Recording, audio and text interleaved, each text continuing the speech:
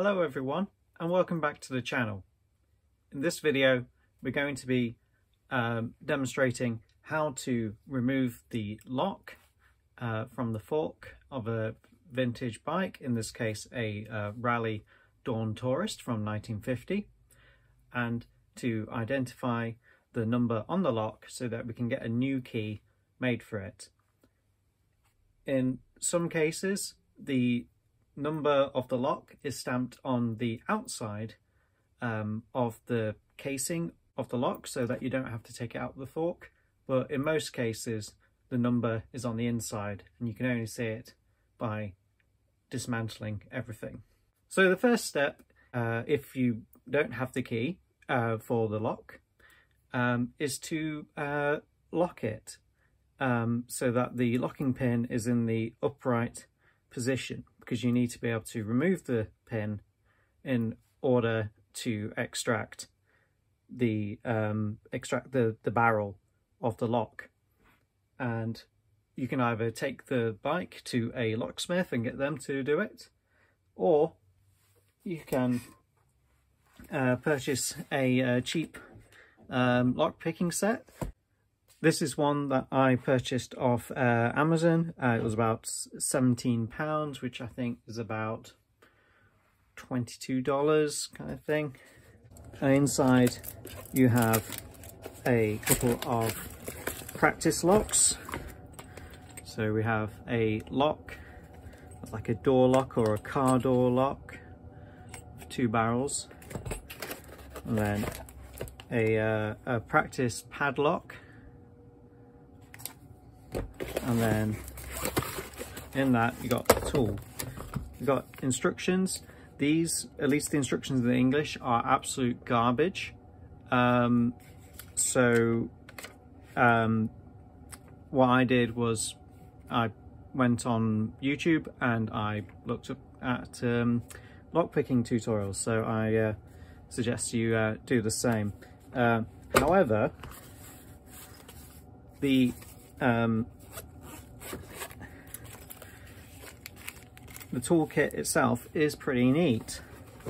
You've got a decent case. You've got a good selection of torque levers. These are what you insert into the lock mechanism to turn and apply pressure to the mechanism while you use the tools inside. Now, I'm not going to show you how to pick the lock. There is a Raleigh lock picking video on YouTube already. I will put a link to that in the description.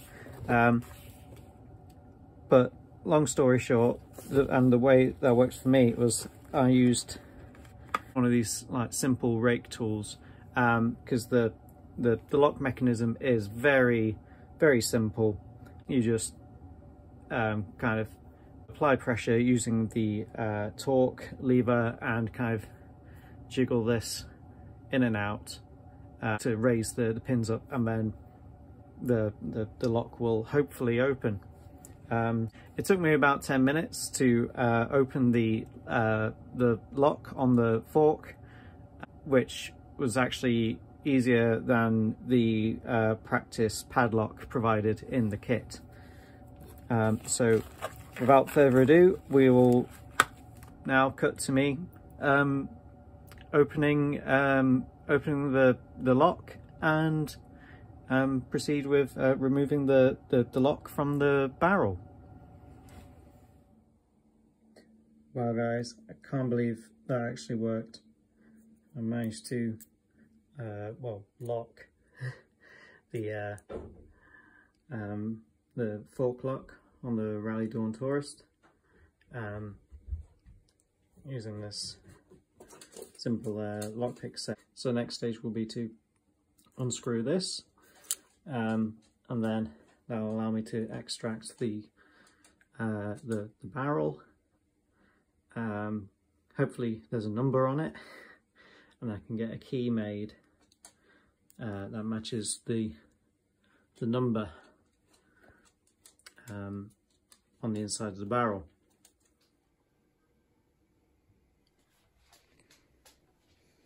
So once you've opened the lock and got the pin to stick upright, making sure that you don't actually lock the fork, you have to take the thimble out on the opposite side of the fork. And to do this, underneath there is a little notch, and you can fit a screwdriver or a small or a knife into it, and try to pry the thimble out.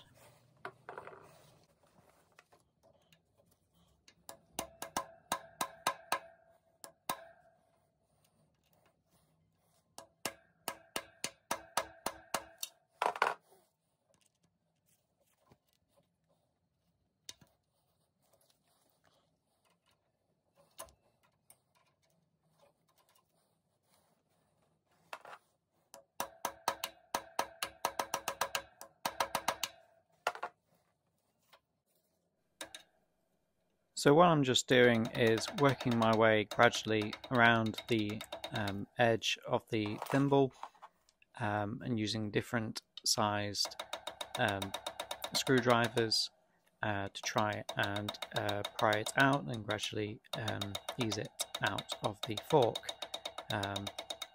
It's a bit like working the lid off an old paint tin, except a lot smaller.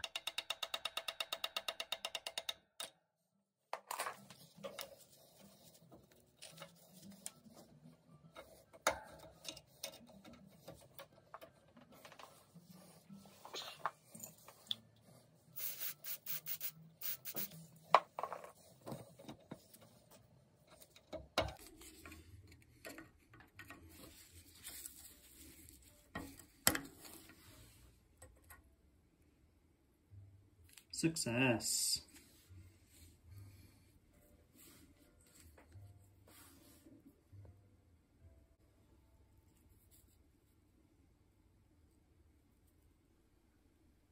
And here we see the inside of the fork.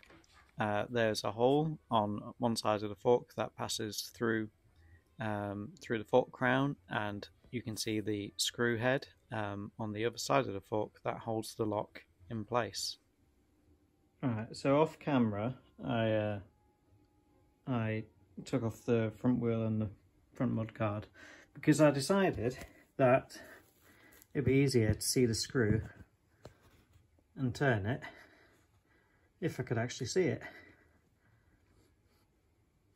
So yeah, so pro tip, if you're going to remove the lock from the fork, don't do it while the wheel is in. Right, let's get this going. It's important to use the largest screwdriver that you have that will fit through the hole in the fork crown. It's about a 5 or 6 millimeter gap, so I had to try various screwdrivers to see if they would fit and apply plenty of penetrating fluid. If you use a screwdriver that is too small, there's a risk that you can chew up the screw and make it unusable. Oh, fantastic.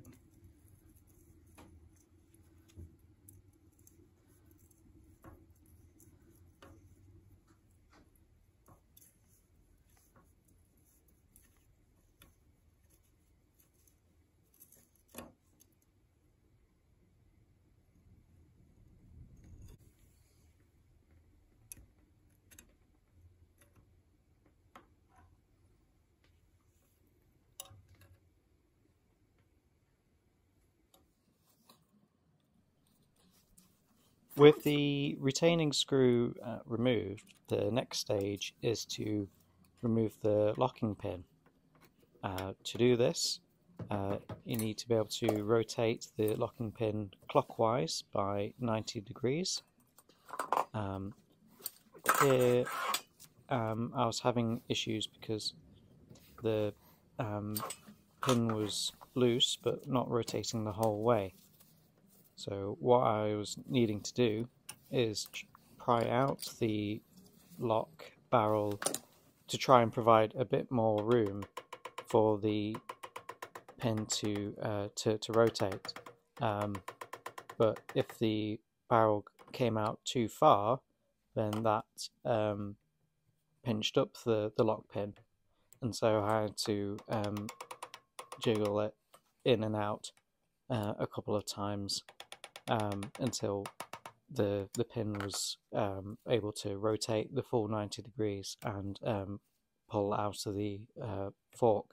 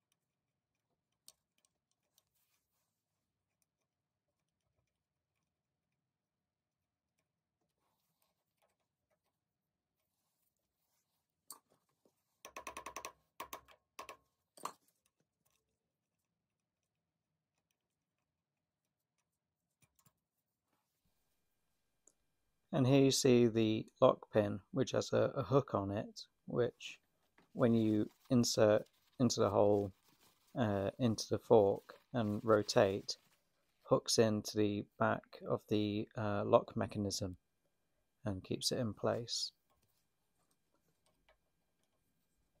With the pin removed, it's now time to remove the rest of the lock barrel. But it's still a little bit stuck due to all the corrosion inside, so it took a little bit of effort to get out.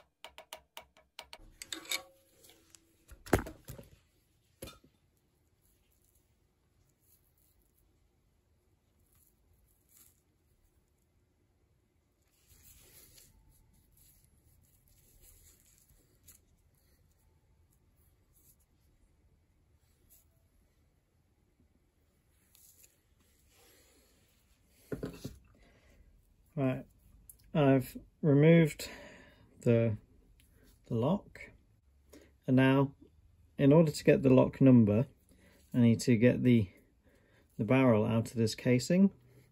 To do that I need to remove this little key that keeps it all together, so hopefully that should just pry out.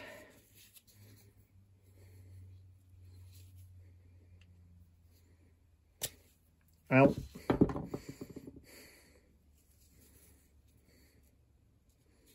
Yep, That came out very easily. Oh, that hurt.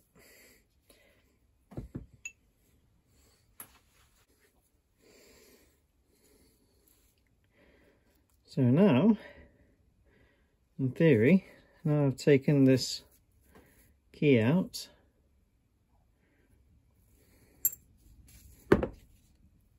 oh, look at that, just dropped out. And this is what holds it all, well, locks it all together. So there should be a number on this.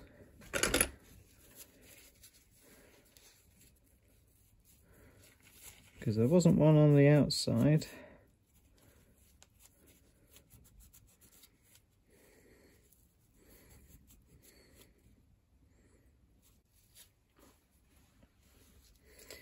There we go. 28. So now that I know the number, I can now order a well, I'll order 2 replacement keys and get them cut, and yeah, that should be it now. This was the last kind of major job on the bike to get the lock working.